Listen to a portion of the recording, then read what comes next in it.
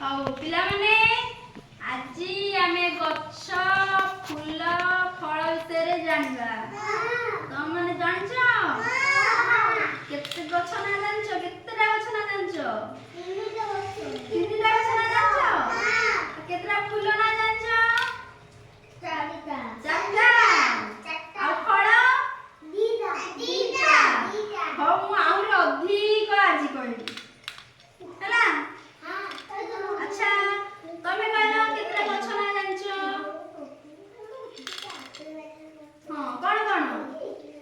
କି ଗଛ କି ଗଛ? କି ଗଛ?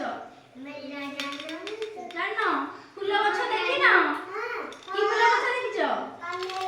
କନିଆରୀ ଫୁଲ, ତାପରେ ଟଗର ଫୁଲ, ତାପରେ ମନ୍ଦାର ଫୁଲ, ତାପରେ ହଁ ତାପରେ